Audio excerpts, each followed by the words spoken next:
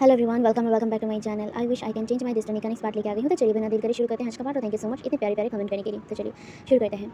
तो पिछले पार्ट में हमने देखा था कि विंग अपने गोल्डन बोर को स्ट्रॉन्ग करने की कोशिश कर रहा था। दूसरी तरफ हमने ये भी देखा कि लैनान विंग से शादी करना चाहता है। अब आगे जहाँ पे हमें नेक्स्ट डे का दिखाया जाता है, विंग नींद से उठता है। उठने के बाद वो एक प्यारा सा स्माइल करता है। सूरज की किरणें उसके चेहरे पर पड़ रही थी जो उसके मतलब खिड़की से आ रहा था। वो एक प्यारा सा स्माइल करते हुए उठता है। आज वो बहुत ज़्यादा खुश था। इनफैक्ट वो पिछले 1 महीने से ऐसे ही खुश रहने लगा था, क्योंकि हमारा विंग हमारे राजकुमार से जो मिलता था, हाँ राजकुमार लान वांगजी से, उस दिन के बाद से लान वांगजी पता नहीं क्यों विंग से मिला करता था। और विंग से मिलकर वो कभी कभी थोड़ा बहुत बातें कर लेता था। विंग इससे शायली मुस्कुराता था। लान वांगजी जो हमेशा ही उससे एक पॉन्ड के पास आके मिलता था। इसकी शुरुआत 1 महीने पहले ही विंग जब उस पॉन्ड के सामने बैठा हुआ था तब से हुआ था। वहाँ पे लान वांगजी आया था एंड लान वांगजी को देखकर विंग पहले शॉक हो गया, लेकिन उसके बाद वो शायली मुस्कुराया। पता नहीं लान वांगजी को देखकर उसके दिल की धड़कन इतनी तेज़ क्यों हो जाती थी और उसका गाल हमेशा लाल रहता था। उसे नहीं पता कि राजकुमार उससे मिलने क्यों आते हैं, बट उसे बहुत ज़्यादा अच्छा लगता है कि राजकुमार उससे कम से कम मिलने तो आते हैं। विंग को बहुत ज़्यादा ही ना अपने पेट में एक बटरफ्लाई जैसे फील होता था, जैसे कि बहुत सारे बटरफ्लाई उसके स्टमक में ना उड़ रहे हो, क्योंकि लान वांगजी जब भी उससे मिलने के लिए आता था तब भी वो बस उसे ही देखा करता था। एंड विंग को इससे बहुत ज़्यादा शाय फील होता था, बहुत ज़्यादा शर्म भी आता था और उसकी गाल हमेशा लाल रहता था, हमेशा। उसे पता नहीं कि राजकुमार उसे ऐसे क्यों देखते हैं, बट उनकी वो देखने से ही ना विंग की पूरी बॉडी पे एक अलग सा सेंसेशन फील होता था। बट उसे नहीं पता कि ये कैसा फीलिंग है, बट हाँ उसे अपने स्टमक में बहुत ज़्यादा ही गुदगुदी जैसा फील होता था। वेल एंड तब से वो लोग हमेशा ही उस पॉन्ड के सामने आके मिलते थे। एंड ये 1 महीना विंग एंड वांगजी हर दिन वहाँ पे आके मिलते थे। विंग अपना सारे क्लासेस खत्म करने के बाद उस पॉन्ड के पास जाता था एंड उस पॉन्ड के सामने बस बैठा रहता था। एंड तभी वहाँ पे वांगजी आता था, लान वांगजी। एंड वो भी आके वहाँ पे मतलब खड़े होकर बातें करता था। मतलब वो बातें नहीं, वो शांत रहता था, लेकिन विंग बातें करता था। विंग हर दिन की वो सारी चीज़ें वो बताता था एंड लान वांगजी साइलेंटली विंग की बातें सुनता था और बस विंग की तरफ देखता रहता था। विंग को बहुत ज़्यादा शाय फील होता था, बहुत ज़्यादा। जब भी लान वांगजी उसकी तरफ ऐसे ही देखा करता था, लान वांगजी की आंखें जब भी विंग की आंखों से मिलता था और जब भी लान वांगजी विंग के फेस को देखा करता था, विंग को लिटरली बहुत ज़्यादा ब्लश फील होता था। लेकिन वो अपने आप को कंट्रोल करता था और वो बस ऐसे ही बात करता था। ऐसे ही पूरा 1 महीना उन लोगों ने बिताया था। इसके बारे में किसी को नहीं पता कि वो लोग ऐसे मिलते थे एंड विंग भी किसी को नहीं बताता था। वो बस खुश था कि लान वांगजी उससे मिलता था, लान वांगजी के साथ वो बात करता था और लान वांगजी को वो देखा करता था, देख पाता था। ये इसके लिए एक सौभाग्य से कम नहीं था, क्योंकि क्राउन प्रिंस के पास और भी बहुत सारे काम होते थे, लेकिन फिर भी क्राउन प्रिंस उससे मिलने के लिए उस पॉन्ड के पास आते थे। विंग को इससे बहुत ज़्यादा खुशी था और कभी कभी बहुत ज़्यादा शाय भी फील होता था लान वांगजी के फेसेस को देखकर। लान वांगजी का फेस कितना ज़्यादा हैंडसम है, कितना ज़्यादा। विंग तो सोचने के बाद ही ना उसकी जो पूरा फेस था वो लाल होता रहता था और वो बस मतलब शर्माता था। लेकिन लान वांगजी के सामने वो अपने आप को बहुत कंट्रोल किया करता था, बहुत ज़्यादा, ताकि वो ब्लश के मारे वहीं पे ना बेहोश हो जाए। खैर विंग जो ये सारी चीज़ें मॉर्निंग पे बैठ के सोच रहा था, उसका फेस फिर से लाल हो चुका था और फिर से वो ब्लश होने लगा था। वो लिटरली ब्लश कर रहा था वहीं पे बेड पर बैठकर। वो अपनी जो ब्लैंकेट था उसे अपने ऊपर रैप करता है। उसके बाद वो कहता है, राजकुमार आप क्यों क्यों क्यों क्यों मेरे आंखों के सामने आ रहे हो, क्यों राजकुमार क्यों। ये कहकर वो लिटरली मतलब बेड पे ऐसे ही ना गुलाटी मारने लगा था, मतलब बस रोल हो रहा था। कुछ देर तक बेड पे ऐसे ही रोल होने के बाद वो फाइनली बेड से उठता है, क्योंकि उसे क्लासेस के लिए भी तो जाना है। तो विंग ये सोचकर जल्दी से तैयार होता है, फ्रेश होता है और वो डायरेक्ट क्लास के लिए निकल गया था। वो क्लास में आने के बाद वो खुशी खुशी अपनी टेबल पर बैठ गया था। विंग को पता नहीं कुछ अजीब सा लगा, जैसे कि उसे कोई घूर रहा है बहुत देर से। विंग को अजीब लगा तो वो इधर उधर देखने लगा एंड जब वो इधर उधर देखने लगा तभी उसका नज़र एक टेबल पे आकर रुक गया। एंड वो उसे देखकर ना उसकी आंखें थोड़ी देर के लिए शॉकिंग में भरी हो गई थी। उसके बाद वो सामने देखने लगा। वो सामने देखते हुए ही ना अपने हाथ को मुट्ठी बना लिया था और वो मुट्ठी बनाते हुए अपने मन में कहता है, लैनान वापस आ गया। ये कहकर वो अपने आप को कंट्रोल करता है। हाँ वो और कोई नहीं, वो लैनान था जो विंग को देखे जा रहा था। विंग को महसूस हो रहा था, लेकिन इस बार वो उम्र का नहीं देखता है। वो अपने क्लासेस पे फोकस करने लगा था, जहाँ पे क्लासेस स्टार्ट हो गया था। ऐसे ही धीरे धीरे उनका क्लासेस खत्म होता है। जितनी देर तक ये सारे क्लासेस चल रहे थे ना, उतनी देर तक ही लैनान उसे घूरे जा रहा था और ये विंग महसूस कर पाया था। विंग अपने आप को बस कंट्रोल कर रहा था। उसे शिवरिंग महसूस हो रहा था। उसे पता नहीं क्यों दिल में बहुत ज़्यादा डर फील हो रहा था। उसे लग रहा था कुछ तो गलत होने वाला है, कुछ तो गलत होने वाला है। विंग का मन बस यही चीख चीख के बोल रहा था उसे। वो बहुत ज़्यादा घबराहट फील कर रहा था। ऊपर से आज क्लास में लान वांगजी नहीं आया, राजकुमार नहीं आया। विंग को बहुत ज़्यादा ही ना मतलब गलत फील हो रहा था कि कुछ गलत होने वाला है। इसीलिए वो लान वांगजी को बस एक बार देखना चाहता था। वो तसल्ली लेना चाहता था कि लान वांगजी ठीक है, और वो अपने दिल को शांत करना चाहता था। वो कोशिश भी कर रहा था, लेकिन उसे उसका दिल शांत नहीं हो रहा था। वो पूरा क्लास में इंतज़ार करता है लान वांगजी के क्लास का, लेकिन लान वांगजी का क्लास बीत भी गया था, लेकिन तब भी लान वांगजी नहीं आया था। विंग परेशान भी हो गया था, लेकिन वो अपने आप को शांत करने की कोशिश कर रहा था। सारे क्लासेस खत्म होने के बाद विंग वही पॉन्ड के पास चला गया था, जहाँ पे वो हमेशा राजकुमार से मिलता है। वहाँ पे आके वो बैठ गया और वो इंतज़ार करने लगा राजकुमार का। लेकिन वो बहुत देर तक इंतज़ार करता है, राजकुमार नहीं आता है।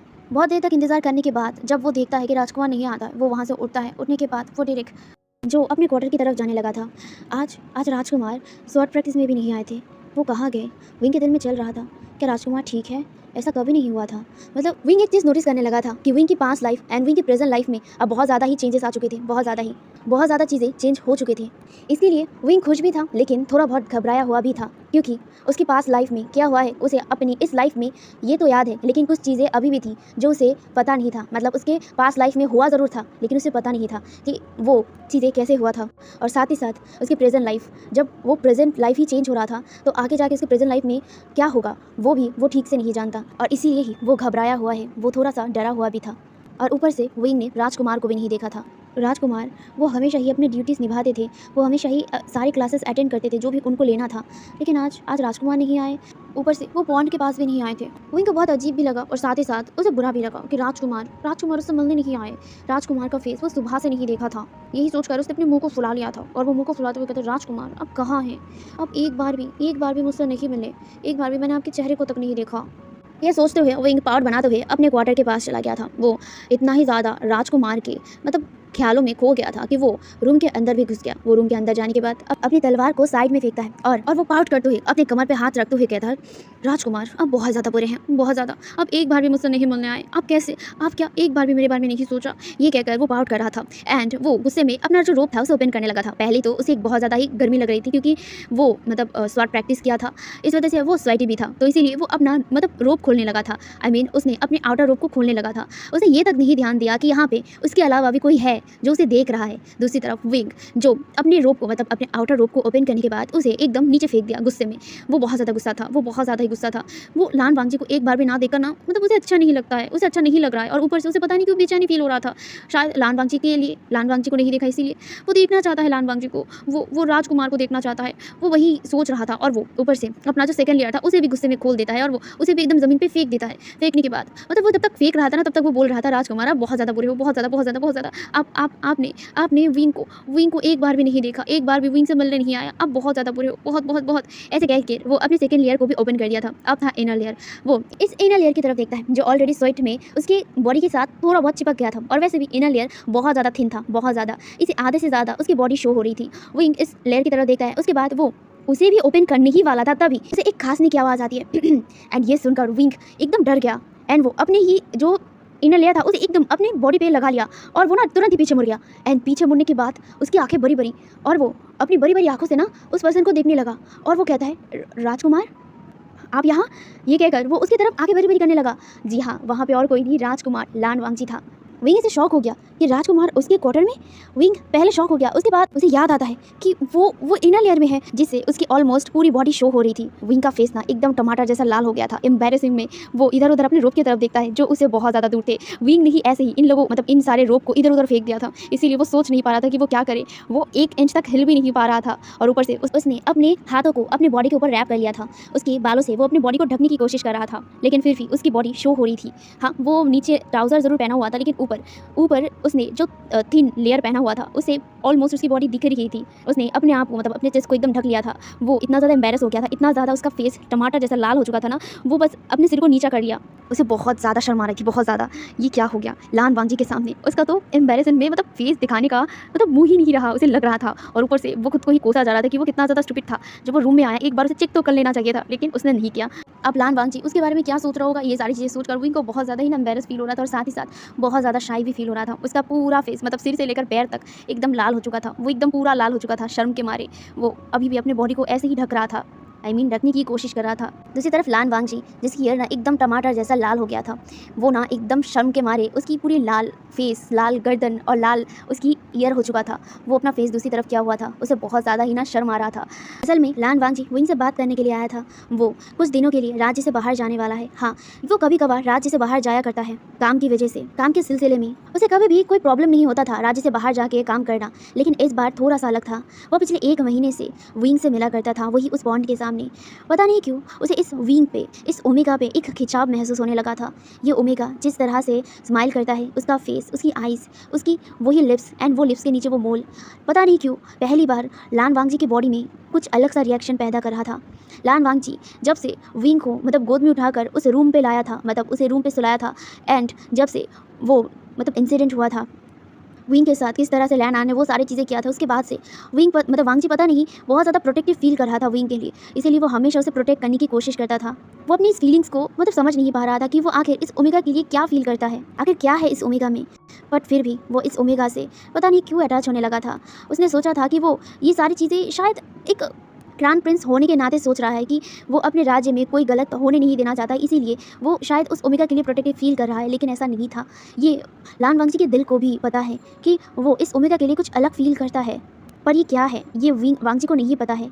वांगजी जो हर दिन उस पॉन्ड के पास आता था विंग से मिलने के लिए, वो अपनी सारी काम को ख़त्म करने के बाद वो शाम के वक्त ज़रूर वहाँ पे जाता था। उस पॉन्ड के सामने वो विंग के चेहरे को देखता था, विंग की तरफ देखता था, और साथ ही साथ वो विंग की बातों को भी सुनता था। उसे अच्छा लगता था विंग की बातें सुनना। विंग की वही सॉफ्ट सी आवाज़ में वो बातें वो बहुत ज़्यादा ही मेलोडियस की तरह लगता था लान वांगजी को, और लान वांगजी वो सुनता भी था। लान वांगजी विंग की हर बात को सुनता था एकदम शांत होकर और एक्साइटेडली, मतलब मन ही मन वो बहुत ज़्यादा एक्साइटेड होता था विंग की बातों को सुनने के लिए, विंग की आवाज़ को सुनने के लिए। लेकिन अंदर बाहर वो अपने आप को कोल्ड दिखाता था, एकदम एक्सप्रेशनलेस दिखाता था, लेकिन कहीं ना कहीं उसके फेस पे थोड़ा सा मुस्कुराहट ज़रूर होता था। वेल, लान वांगजी जो क्लैन से बाहर जाने वाला है, एंड ये सोचकर ही ना उसके दिमाग में विंग का ख्याल आया था।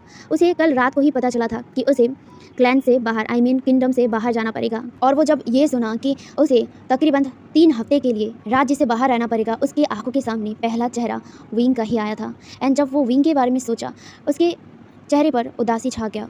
वो विंग के फेस को हर दिन देखता है, लेकिन वो पूरे 3 हफ्ते तक विंग का फेस नहीं देखेगा। ये सोचकर ही उसे बहुत ज़्यादा ही बुरा लगा और उदासी आ गया, लेकिन वो कुछ कर नहीं सकता था। उसे जाना तो पड़ेगा, लेकिन जाने से पहले उसे एक बार विंग से मिलना है। यही सोचकर वो अपने काम को ख़त्म करने के बाद विंग के क्वार्टर की तरफ चला गया। वो विंग के क्वार्टर के सामने आके खड़ा हो गया था। वो विंग का इंतजार कर रहा था। उसने पहले सोचा था कि वो पॉन्ड से ही पॉन्ड में जाके ही विंग से मिलेगा, लेकिन उसने ये फ्लॉप कर दिया। वो विंग से प्राइवेसी में थोड़ा सा बात करना चाहता था। उसे कुछ इंपॉर्टेंट बात भी विंग से करना था, इसीलिए वो उसके क्वार्टर के बाहर ही था। लेकिन बहुत देर तक इंतजार करने के बाद भी विंग नहीं आ रहा था, और ऊपर से लान वांगजी देख रहा था कि विंग के क्वार्टर ओपन था, विंग के क्वार्टर का जो डोर था वो ओपन था। तो वांगजी सोच रहा था कि अब वो अंदर जाके इंतजार करे। यही सोचकर लान वांग से हेजिटेट करते हुए विंग के क्वार्टर के अंदर चला गया था, एंड वो वहाँ पे जाके ना विंग का इंतजार करने लगा। वो बहुत देर तक इंतजार करता है, तभी उस क्वार्टर का डोर ओपन हो गया था, एंड वहाँ पे विंग आया था। वो इससे पहले कुछ बात कर पाए, उसने सुना कि विंग उसके बारे में बोल रहा था। वांगजी एकदम शॉक हो गया और वो सुनने लगा कि विंग क्या कह रहा है उसके बारे में। वांगजी लिटरली विंग की इस तरह की बातें को सुनकर ना उसके फेस पे स्माइल आ गया था। किस तरह से विंग पाउट कर रहा था, किस तरह से वो राजकुमार बोल रहा था, उसके बारे में बोल रहा था। ये सारी चीज़ें सुनकर ना वांगजी के कान वो थोड़ा सा पिंकिश हो गया था। लेकिन उसके बाद की जो चीज़ें हुआ, ये वांगजी के लिए अनएक्सपेक्टेड था। उसने सोचा नहीं था। वो तो भोला भाला सीधा मुंह लेकर इस क्वार्टर के अंदर गया था। उसका कोई गलत इंटेंशन नहीं था। उसे सच में एक इंपॉर्टेंट बात करना था विंग से, इसीलिए ही वो आया था। लेकिन अभी जो हुआ, इसके वजह से उसका पूरा फेस, पूरा नेक, पूरा चिक्स, पूरा ईयर लाल पड़ चुका था। उसने सच में ये एक्सपेक्ट नहीं किया था। अब ना उसे थोड़ा गिल्टी भी महसूस होने लगा कि ये ठीक नहीं है किसी ओमेगा के क्वार्टर में ऐसे ही घुस जाना। ये वांगजी का नेचर बिल्कुल नहीं है। असल में वांगजी सच में बहुत ज़्यादा जल्दबाजी में था।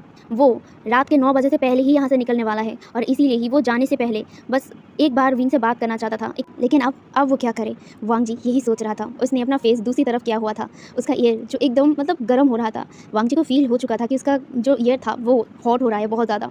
वांगजी जो विंग की तरफ बिल्कुल नहीं देख रहा था, और विंग तो अपना सिर एकदम नीचा किया हुआ था, सच में नीचा किया हुआ था।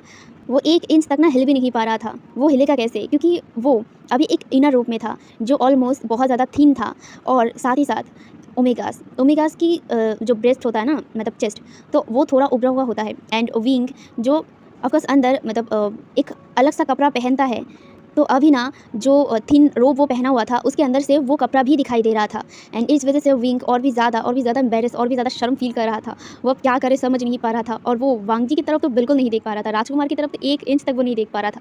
वो बस शर्म के मारे बस अपना सिर नीचा किया हुआ था। ऊपर से वांगजी फाइनली कोई मूवमेंट करता है। वो पहले अपने फेस को दूसरी तरफ किया हुआ था, और वो वैसे ही अपना जो आउटर रूप था उसे ओपन करता है। उसके बाद वो विंग की तरफ बिना देखे ही धीरे धीरे विंग की तरफ बढ़ने लगा। विंग को फील हो रहा था कि वांगजी उसकी तरफ बढ़ रहा है, और ये जब उसे महसूस हुआ ना, उसकी पेट में ना बहुत ज़्यादा ही बटरफ्लाइज उड़ने लगे थे। बहुत ज़्यादा ही उसे लग रहा था कि उसे बहुत ज़्यादा पेट में गुदगुदी फील हो रहा था, और साथ ही साथ दिल धक धक फील हो रहा था।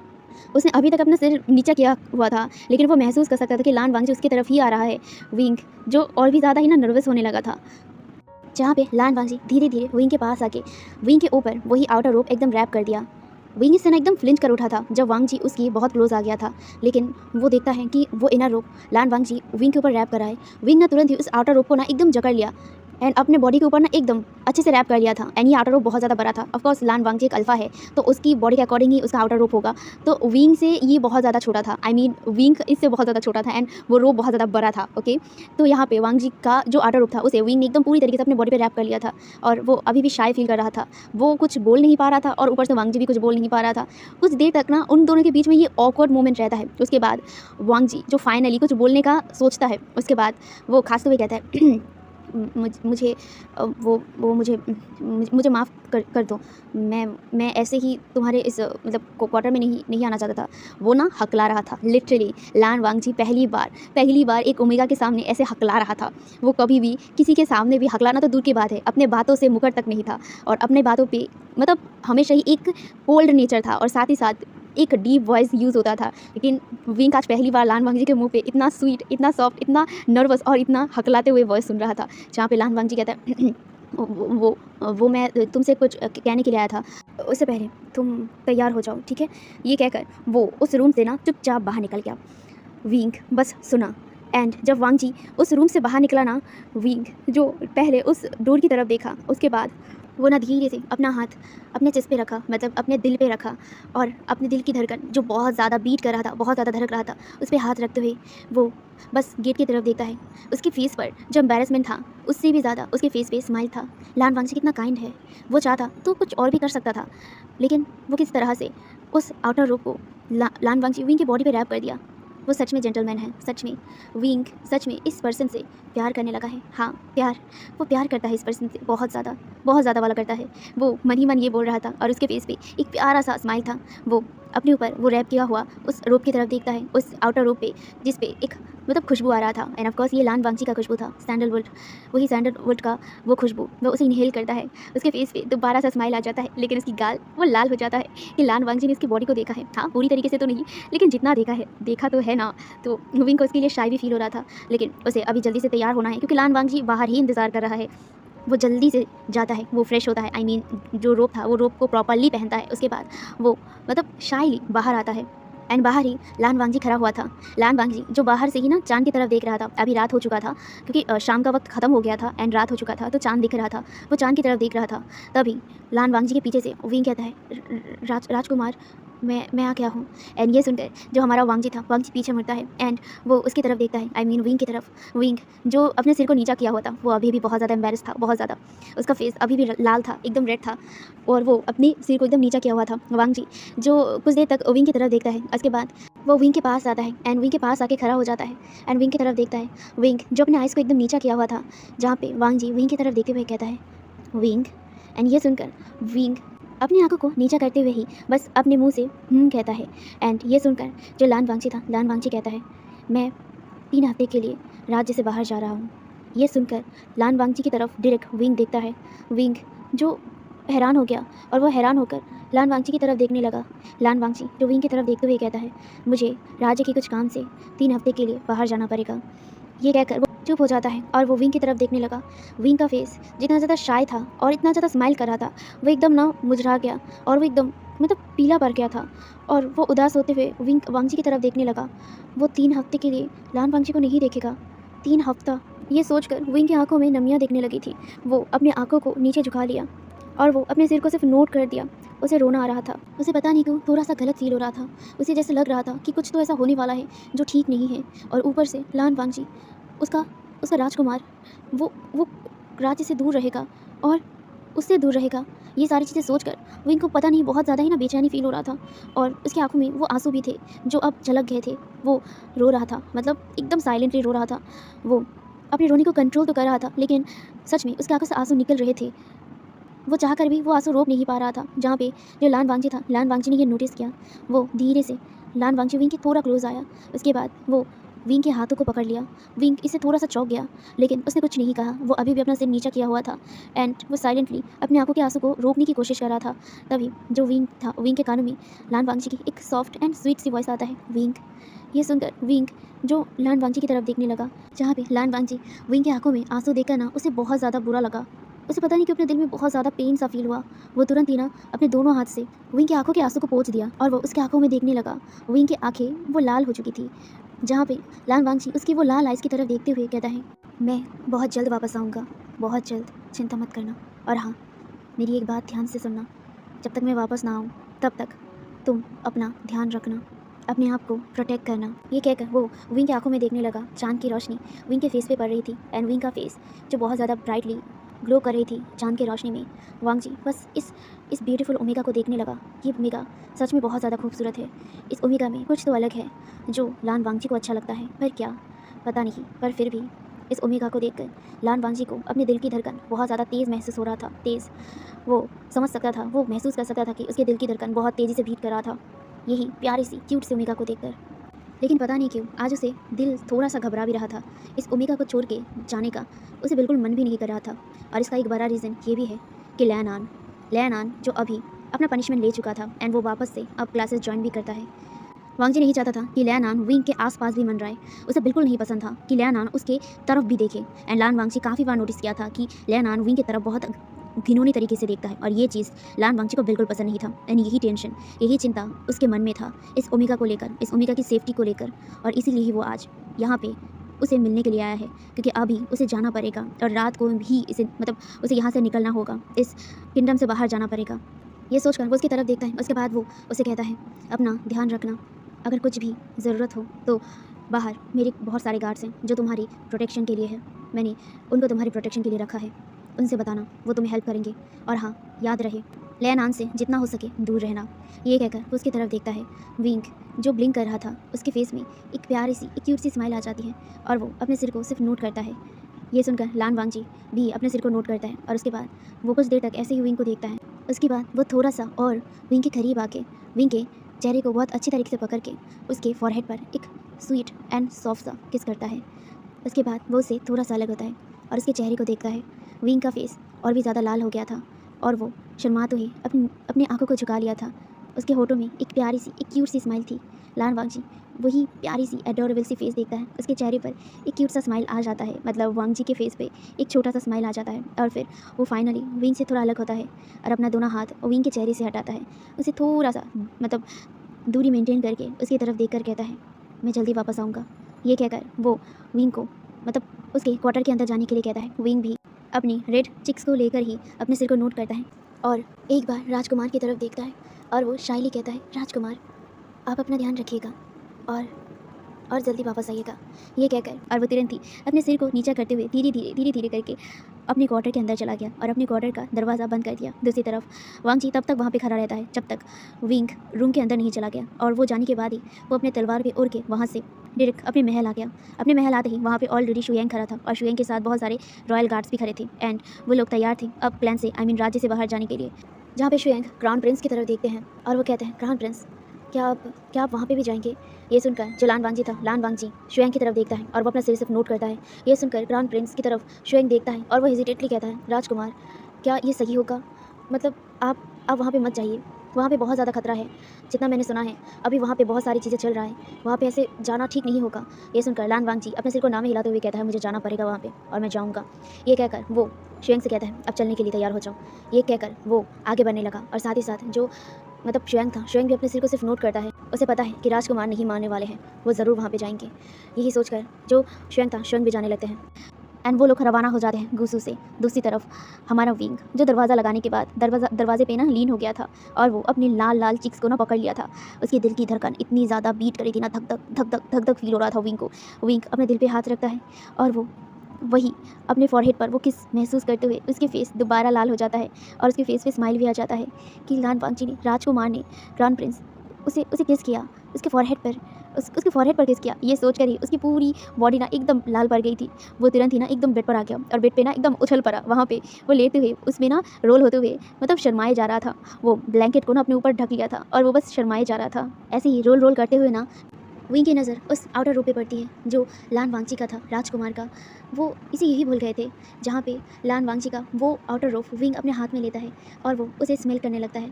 उसे एकदम हक करते हुए एकदम बेड पे लेट जाता है और वो उस आउटर रूप को देखते हुए कहता है, राजकुमार प्लीज़ जल्दी वापस आइए, मैं आपका इंतज़ार करूँगा। ये कहकर वो उस आउटर रोप को एकदम अपने गले से लगा लेता है, अपने चेस्ट पे रख लेता है। वो पूरा दिन उस आउटर रोप को अपने से अलग नहीं करता है। ऐसे ही अब टाइम बीतने लगा था। विंग जो हर रोज़ रात को उस आउटर रोप को अपने सीने से लगाकर सोता था, वो बार बार बस लान वांगजी के आने का इंतज़ार कर रहा था। उसे पता नहीं कि उसे लाइफ में अब एक नया टर्न लेने वाला था। ऐसे ही पूरे 1 हफ्ते बीत जाता है। 1 हफ्ते बाद विंग जो नॉर्मली अपने भाई और अपने बहन के साथ यानी कि अपने शीजे के साथ क्लास अटेंड करने के लिए चला गया था। वो तीनों एक साथ ही क्लास के अंदर एंटर करने वाले थे, तभी पीछे से 2 रॉयल गार्ड दौड़ के उनके पास आके रुक गए थे। विंग, जियांग चेंग और जो यानली था, वो तीनों ही रुक गए थे एंड तीनों ही उन रॉयल गार्ड्स की तरफ देखने लगे थे। वो रॉयल गार्ड्स जो अपने सिर को झुकाकर वो करते हैं एंड वो कहते हैं आपको महाराज ने बुलाया है। ये सुनकर जो विंग, जियांग चेंग और यानली तीनों ही एक दूसरे की तरफ देखते हैं एंड वो दोबारा उस रॉयल गार्ड की तरफ देखते हुए कहते हैं महाराज ने हम लोगों को, जहाँ पे वो रॉयल गार्ड्स नोट करते हैं और वो कहते हैं आपको अभी हमारे साथ जाना पड़ेगा। ये सुनकर वो तीनों ही शौक हो गए, महाराज उन्हें क्यों बुलाएंगे, लेकिन फिर भी महाराज की बातों को वो लोग टाल तो नहीं सकते हैं। तो इसीलिए वो तीनों ही निकल गए थे रॉयल गार्ड्स के साथ। वो रॉयल गार्ड उन लोगों को लेकर राजमहल की तरफ जा रहा था। वो तीनों पहली बार राजमहल जाने वाले थे। वो तीनों ही समझ नहीं पा रहे थे कि राजा उनको ही क्यों बुला रहे हैं। क्या उन लोगों ने कोई गलती किया है?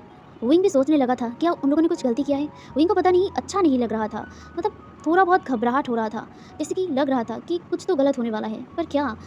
लेकिन फिर भी वो अपने शीजे के हाथ को पकड़ के धीरे धीरे राजमहल की तरफ जाते हैं। वो दोनों गार्ड्स तीनों को ही राजमहल के अंदर लेके जाते हैं। राजमहल वो बहुत ज़्यादा बड़ा था, बहुत ज़्यादा वाइट एंड गोल्डन कलर के एम्ब्रॉयडरी किया हुआ, गोल्डन कलर के स्टील से बहुत ज़्यादा सुंदर तरीके से सजा हुआ था ये महल सच में बहुत ज़्यादा बड़ा था, बहुत ज़्यादा। विंग भी इस महल को देखता है। उसकी मुट्ठी टाइट हो गई थी, उसे कुछ ठीक नहीं लग रहा था। जहाँ पे गार्ड्स उन लोगों को लेकर महल के अंदर सभा में लेके जाता है, जो मेन सभा होता है ना, वहाँ पे, जहाँ पे तीनों ही आके पहले किंग के सामने बो करते हैं एंड वहाँ पे वो लोग खड़े हो जाते हैं। उन तीनों की नज़र 2 शख्स पर जाती है एंड उन्हें देखकर वो तीनों ही शॉकिंगली उन दोनों की तरफ देखते हैं, जहाँ पे यानली कहता है मदर, फादर आप यहाँ पे। जहाँ पे जियांग चेंग भी देखता है और वो कहता है माँ आप लोग यहाँ पे आए हैं, आप लोगों ने बताया नहीं कि आप यहाँ पे आएंगे, कब आए। ये कहकर वो तीनों ही उनके पेरेंट्स यानी कि madam you and Jiang Fengmian की तरफ चले गए थे। हाँ, वहाँ पे madam you and Jiang Fengmian थे, जहाँ पे वो अपने तीनों बेटे को देखकर तुरंत ही उनके पास चले गए एंड उन्हें टाइटली हक कर लिया। यहाँ पे विंग भी खुश हो गया और वो भी तुरंत ही जाके जियांग फेंगमियान और मैडम यू को हक कर लेती हैं। यहाँ पे जो मैडम यू विंग के फॉरहेड पर किस करती हैं और वो उसके चेहरे को सहलाते हुए कहते हैं आशियन तुम कैसे हो, तुम ठीक तो हो ना, तुम सही सलामत हो ना। ये कहकर वो विंग को चेक करने लगी थी। विंग स्माइल करते हुए कहता है माँ मैं ठीक हूँ, आप कितनी फिक्र करेंगी। ये कहकर वो स्माइल करता है, उसके फेस पे स्माइल आ गई थी अपने पेरेंट्स को देखकर। वो फाइनली इतने दिनों बाद अपने मदर और अपने फादर को देख रहा था, लेकिन उसकी मदर और फादर यहाँ पे क्यों हैं, वो लोग उनसे मिलने वहाँ पे क्यों नहीं आए थे। वो कन्फ्यूज़ था, लेकिन वो फिर भी खुश था। वो ऐसे ही अपनी माँ को हक करे रहता है। यहाँ पे मैडम यू भी तीनों को हक करे रहते हैं। कुछ देर तक वो लोग ऐसे ही रहते हैं, तभी एक आवाज़ उनको सुनाई देती है, क्लैन लीडर जियांग। ये सुनकर सब लोगों की नज़र सामने की तरफ जाती है। सामने 2% खड़े थे। विंग उनको देखने लगा था, उसकी मुट्ठी टाइट हो गई थी और उसे लग रहा था कुछ तो गलत होने वाला है। उसका मन घबरा रहा था उन दोनों को देखकर। वहाँ पे उन दोनों को देख के जो जियांग फेंगमियान थे, जियांग फेंगमियान कहते हैं अरे मास्टर लैन चेरन।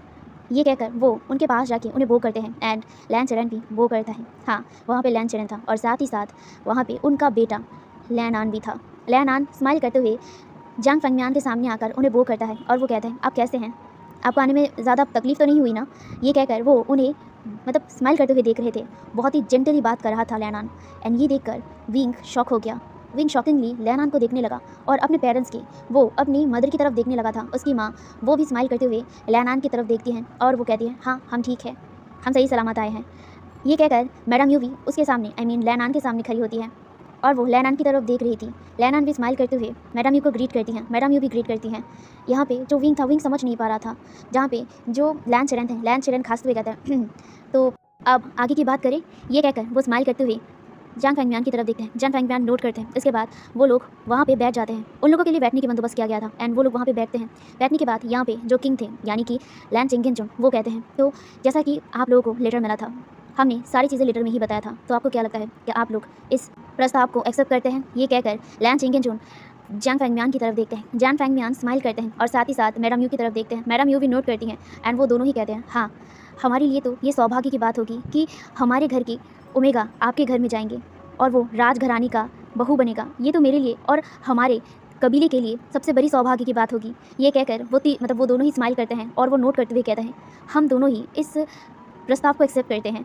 ये सुनकर जो लैन चिरेन थे, लैन चिरेन स्माइल करते हुए कहता है, ये तो बहुत अच्छी बात है कि आप लोगों ने ये प्रस्ताव एक्सेप्ट किया है।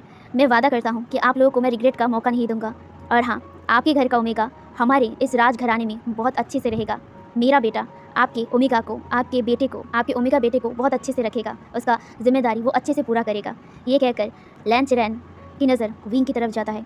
विंग ना एकदम वहीं पे फ्रोज हो गया था, एकदम शॉक हो गया था। वो फ्रोज होकर ना अपनी माँ की तरफ देखने लगा था, जहाँ पे जो मैडम यू था। मैडम यू भी नोट करते हैं और वो भी कहते हैं, मेरे लिए भी ये सौभाग्य की बात होगी और मेरे लिए ये खुशी की बात होगी कि मेरा बेटा, मेरा ओमेगा बेटा राजघराने में शादी करेगा और साथ ही साथ वो एक अच्छा, एक प्रोटेक्टिव अल्फा पाएगा जो इसे बहुत ज़्यादा प्यार करेगा। ये कहकर वो विंग की तरफ देखते हैं। विंग की आंखें भरी भरी हो गई थी। विंग अपने मदर की तरफ अभी भी कन्फ्यूजिंगली देख रहा था और वो अपने माँ के हाथ को टाइटली पकड़ता है और वो धीरे से कहता है, माँ क्या क्या कह रहे हैं आप? जहाँ पे जो मतलब मैडम यू था, मैडम यू के उसके हाथ को दबाते हुए उसे शांत कर देती हैं। विंग शांत तो हो जाता है लेकिन उसे बहुत ज़्यादा बेचैनी हो रहा था। दूसरी तरफ जो लैन चिरेन थे, लैन चिरेन कहते हैं, तो अब शादी की बात आगे की जाए। ये सुनकर जंग फेंगमियान नोट करते हुए कहता है, हाँ ज़रूर, शादी की तैयारी बहुत जल्दी होगी। वैसे शादी की मुहूर्त भी अभी फिक्स करना बाकी है। ये सुनकर जो लैन चिरेन थे वो कहते हैं, शादी की मुहूर्त ऑलरेडी फिक्स है। आज से 1 हफ्ते बाद शुभ मुहूर्त है शादी का, उस दिन ही इन दोनों का शादी करवाना अच्छा होगा। ये सुनकर जो मैडम यू था, मैडम यू और जंग फेंगमियान लैन चिरेन की तरफ देखते हैं और वो कहते हैं, कब? आपने कब फिक्स किया? आपने लेटर में तो ये नहीं बताया था कि आपने डेट भी फिक्स कर लिया है। ये कहकर जो फेंगमियान थे, फेंगमियान मतलब लैन चिरेन की तरफ देखते हैं। लैन चिरेन वो स्माइल करते हुए कहते हैं, मैं सब कुछ पहले से ही रेडी करना चाहती हूँ। मैंने कहा था ना कि आपका बेटा बहुत ज़्यादा अच्छा है और बहुत ज़्यादा संस्कारी भी है और मेरा बेटा भी आपके ओमेगा को, आपके ओमेगा बेटी को बहुत ज़्यादा पसंद भी करता है और वैसे भी शुभ काम में ज़्यादा देरी नहीं करना चाहिए। मैं चाहता हूँ जल्द से जल्द ये शादी हो जाए और हम लोग रिश्तेदार बन जाए। ये कहकर लैन चिरेन स्माइल करते हैं। ये सुनकर जो मैडम यू था, मैडम यू थोड़ा सा हेजिटेट करती हैं और वो लैन चिरेन से कहते हैं, पर मेरा बेटा अभी बहुत ज़्यादा छोटा है, वो अभी बस 16 साल का है। हम लोग शादी करवाएंगे ये तो ठीक है, बट इतनी जल्दी थोड़ा सा तो वक्त आपको देना चाहिए। 1 हफ्ते में शादी कैसे हो सकता है? अभी तो बहुत सारी तैयारी बाकी है। आप हमें थोड़ा सा और टाइम दीजिए ताकि हम लोग शादी का पूरा बंदोबस्त कर पाए। ये सुनकर लैन चिरेन कहते हैं, उसकी कोई ज़रूरत नहीं होगी, हम सब कुछ कर लेंगे। आप बस आपके बेटे का हाथ मेरे बेटे के हाथ में दीजिए और विश्वास रखिए आपका बेटा इस राज्य में बहुत ज़्यादा खुश रहेगा। ये कहकर जो लैन चिरेन थे, लैन चिरेन जंग फेंगमियान के हाथ को पकड़ते हैं और वो कहते हैं, भरोसा रखिए मेरे ऊपर। ये कहकर वो एक ब्राइट स्माइल करते हैं। दूसरी तरफ फेंगमियान भी नोट करता है और वो अपने वाइफ मैडम यू की तरफ देख रही थी। मैडम यू भी कुछ नहीं कहती है। जहाँ पे शादी की बात होती है एंड शादी की सारी प्रिपरेशन की बातें होती हैं, विंग वहीं पे ना एकदम फ्रोज खड़ा हुआ था। वो अभी भी कंफ्यूज हो जा रहा था। शादी, उसकी शादी, ये उसकी शादी की बात हो रही है और किससे? लेनान से। नहीं, ये नहीं हो सकता, ये नहीं हो सकता, ये कैसे हो सकता है? ये नहीं होगा। वो लिटरली बहुत ज़्यादा पैनिक हो गया था। वो अपने मतलब मदर का हाथ पकड़ा हुआ था, उसे टाइटली पकड़ लिया हुआ था। वो अपने मदर की तरफ देख रहा था जहाँ पे उसकी मदर उसे शांत रहने के लिए बोल रहा था। वो शांत नहीं रह पा रहा था। उसकी शादी लेनान से बिल्कुल नहीं, वो ये शादी नहीं करेगा, वो ये नहीं करेगा। उसके दिमाग में यही चल रहा था और वो अपनी माँ की तरफ देख रहा था लेकिन उसकी माँ उसे बार बार चुप करा दे रही थी। दूसरी तरफ विंग लेनान की तरफ देखता है। लेनान उसे ही देख रहा था। वो भी एक स्मिक करते हुए उसे बस घूरे जा रहा था। विंग की बॉडी डर से काँप गई थी। जिस तरह से लेनान उसे देख रहा था जैसे कि वो उसे खा जाएगा। नहीं नहीं नहीं, वो ये शादी नहीं करेगा। वो अपने माँ को बार बार जस्ट बोल रहा था, माँ मुझे बात करनी है आपसे, लेकिन मैडम यू उसे चुप करा दे रही थी। विंग जो शांत तो हो गया था लेकिन वो बहुत ज़्यादा पैनिक हो रहा था, बहुत ज़्यादा। दूसरी तरफ उसकी भाई और उसकी बहन यानी कि जो यानली और जंग चैंग थे वो भी शॉक हो गए थे एंड वो शॉकिंगली ये सारी चीज़ें सुन रहे थे। उनके मदर और फादर ने कब विंग की शादी तय कर दिया और ये उन्हें बताया क्यों नहीं गया कि विंग की शादी है और वो भी राजकुमार लेनान से। ये तो वही है, उसकी वजह से ही तो विंग उस दिन विंग को इस आदमी ने ही तो टच किया था जहाँ पे जंग चैंग ने अपनी मुट्ठी को टाइट कर लिया था। वो अपनी माँ की तरफ देख रहा था। उसकी माँ ये कैसे मान सकते हैं ये इस आदमी ने विंग को किस तरह से टच किया? क्या माँ को? हाँ, माँ को नहीं पता है। हाँ, माँ को अगर पता होता तो वो कैसे भी ये शादी नहीं होने देती, वो बिल्कुल नहीं होने देती। यही सोचकर वो अपने माँ की तरफ देख रहा था। वो मौका ढूंढ रहा था अपनी माँ से बात करने के लिए कि ये लड़का, इस लड़के ने विंग के साथ क्या किया है। वो ये बताना चाहता था। कुछ देर तक वो लोग ऐसे ही शादी के बारे में बात करते हैं। शादी की डेट तो ऑलरेडी फिक्स था एंड सारी चीज़ों का बात करने के बाद वो लोग लैन चिरेन ने उन दोनों के लिए एक कमरा राजमहल में ही तैयार कर दिया था। यहाँ पे जो लैन चिरेन थे वो उन्हें उनका कमरा दिखा देते हैं जहाँ पे यू जुआन और जंग फेंगमियान उनके कमरे पर चले गए थे एंड उनके पीछे पीछे उनके तीनों बेटे ही चले गए थे। वहाँ पे उन लोगों ने रूम के अंदर एंट्री करते ही ना जंग चैंग ने दरवाज़ा बंद कर दिया और वो अपनी माँ की तरफ देखते हुए कहता है, माँ आपने ये क्या किया? आप लोग ऐसे कैसे विंग से बिना पूछे उसकी शादी तय कर सकते हैं? वो अभी 16 साल का है, वो बहुत छोटा है माँ। आप कैसे उसकी शादी तय कर सकते हैं? अभी वो अल्फ़ा, वो अभी 18 साल का है और आपने कैसे बिना जाने उसकी शादी तय कर सकते हैं माँ? ये कहकर वो बहुत ही गुस्से में अपनी माँ की तरफ देख रहा था। ये देखकर जो यू जान थी वो कहती है, आशिक ज़बान संभाल के बात करो, मैं तुम्हारा माँ हूँ, तुम इस तरह से मुझसे रूडली बात नहीं कर सकते हो। ये कहकर जो मैडम यू घूर के अपने बड़े बेटे की तरफ देखती हैं। ये सुनकर जो जियांग चैंग था वो कुछ कहने ही वाला था, तभी जो यान ली जियांग चैंग को रोक देती है और वो अपने माँ के पास आती है और वो अपने माँ के हाथ को पकड़ते हुए कहती है, माँ आपने अचानक ये फैसला क्यों लिया? आप क्यों आशियान की शादी इतनी जल्दी करवाने की सोच रहे हैं? वो अभी 16 साल का है, बहुत छोटा है, आप ऐसे ही कैसे उसकी शादी तय कर सकते हैं माँ? ये सुनकर जो मैडम यू कहती है, यान ली तुम तो जानती हो ना कि मैं कभी भी अपने बेटे के लिए या फिर बेटियों के लिए बुरा नहीं मांगूंगी। आज से कुछ दिन पहले ही हमारे पास गुस्सू से एक रेड स्क्रॉल आया था। वो लोग हमारे लिए एक शादी का न्योता लाए हैं, वो भी विंग के लिए।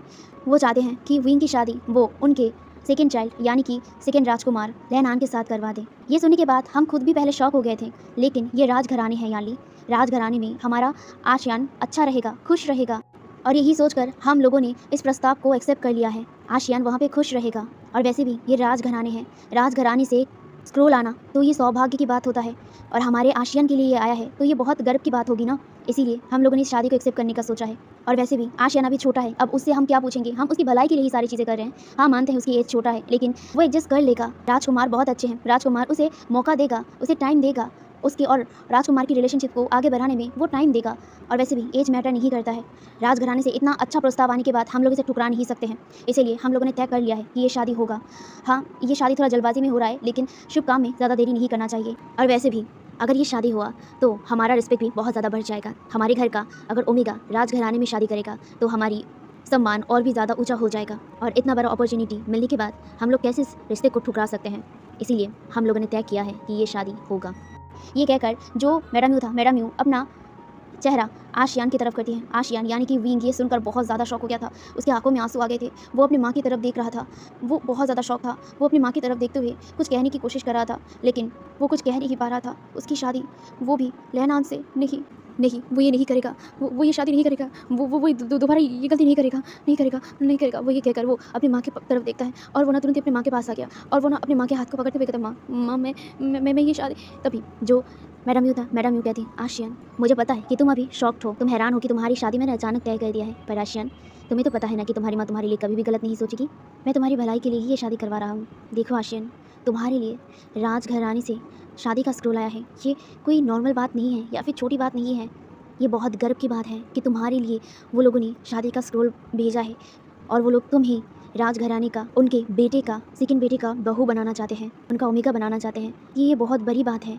आशियान मेरी बात सुनो, तुम्हारे पास अभी भी पूरा 1 हफ्ता है, तुम सोचो, इतने बड़े महल में तुम रहोगे, तुम्हारे लिए किसी चीज़ की कमी नहीं रहेगा आशियान, एक बार ज़रूर सोचना। और वैसे भी राजघराने के स्क्रोल को मना करना उनसे दुश्मनी मोल लेने जैसा है, हम लोग ये नहीं कर सकते हैं, लेकिन फिर भी उन लोगों ने हमें मौका दिया है डिसाइड करने का और इतना अच्छा रिश्ता हम लोग मना नहीं कर सकते हैं, एक बार ज़रूर सोचना आशियान।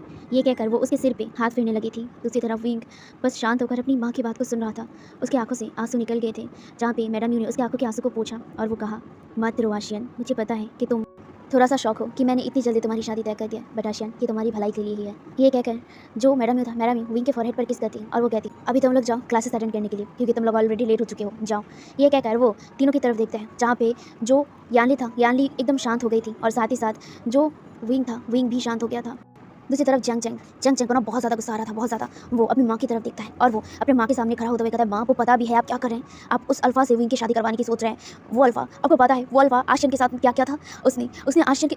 तभी जो मैडम यू कहता है, मुझे पता है, उन्होंने हमें बताया है। ये सुनकर जो जंगशा शॉक हो गया और वो अपनी माँ की तरफ देखता है और वो कहता है, आपको पता है, जहाँ पे जो मैडम यू कहती है, हाँ उन्होंने हमें बताया है और उसके लिए उन लोगों ने हमसे माफ़ी भी मांगा है। ये सुनकर ना जो जंग कहता माफ़ी मांगा है, आपको मतलब क्या है माँ? तभी जो मैडम यू गुस्से में कहता है, अपना हद पार मत करो और मुझसे ऊंची आवाज़ में बात करने की हिम्मत भी मत करना। ये कहकर जो मैडम यू गुस्से में अपने बड़े बेटे की तरफ देखते हैं और वो कहता है, अभी के अभी जाओ और अपना क्लासेस अटेंड करो और इसके बारे में अब दोबारा कोई बात नहीं होगा, जाओ यहाँ से। ये कहकर वो तीनों को वहाँ से जाने के लिए कह देती है, जहाँ पे जंग को ना बहुत ज़्यादा गुस्सा आ गया। उसे बहुत ज़्यादा ना, मतलब वो कहना चाहता था कुछ, लेकिन यानली ने रोक दिया। यानली ने आचिंग का हाथ पकड़ लिया और साथ ही साथ आशियान का भी। आशियान एकदम वहीं पे शांत था, उसने अब कुछ नहीं कहा था। वो भी अपने बहन के साथ वहाँ से निकल गया। वो लोग वहाँ से निकल के राज महल से बाहर निकल गए एंड वो लोग अपनी क्लास में चले गए। विंग का आज पूरा दिन क्लासेस में बिल्कुल भी मन नहीं बैठा था, बिल्कुल भी नहीं। वो जैसे तैसे अपना क्लासेस ख़त्म करता है और वो शॉर्ट प्रैक्टिस को स्किप करके अपनी क्वार्टर पे चला गया था। उसे बहुत ज़्यादा रोना आ रहा था, बहुत ज़्यादा।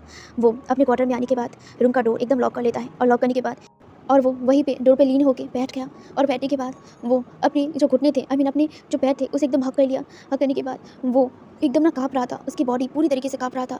वो अपने कँपकँपाती वॉइस से कहता, नहीं, ये नहीं होगा, नहीं होगा ना, ये नहीं होगा। हाँ, मैं ये उन्हें नहीं दूँगा। मैं नहीं करने दूँगा, ये नहीं करने दूँगा। मैं क्या करूँ? मैं क्या करूँ? मुझे समझ नहीं आ रहा। राजकुमार, राजकुमार आप कहाँ हैं? आप प्लीज़ वापस आइए राजकुमार, प्लीज़ वापस आइए। मैं आपका इंतज़ार कर रहा हूँ राजकुमार, प्लीज़, प्लीज़ आप वापस आइए। ये कहकर वो अपने दिल पे हाथ रखता है और वो कहता है, मैं आपका इंतज़ार कर रहा हूँ राजकुमार, प्लीज़, प्लीज़ वापस आइए। आपकी ज़रूरत है मुझे, प्लीज़, प्लीज़ राजकुमार आप वापस आइए। ये कहकर उसके दिल पे वो हाथ रख के बस बोले जा रहा था। उसे बहुत ज़्यादा रोना आ रहा था, बहुत ज़्यादा डर लग रहा था। वो बस राजकुमार को बुलाया जा रहा था। अब आगे क्या होगा? क्या विंग इस शादी को रोक पाएगा? क्या होगा? राजकुमार क्या वो आ पाएंगे सही टाइम पे, या फिर सच में विंग की शादी हो जाएगी लेनान से? देखने के लिए बने रहिए मेरे साथ, क्योंकि आज का पार्ट मैं यहीं पे रख रहा हूँ। मिलेंगे हम लोग नेक्स्ट पार्ट में। अब देखते हैं नेक्स्ट पार्ट में क्या होता है। तो तब तक के लिए बाय बाय।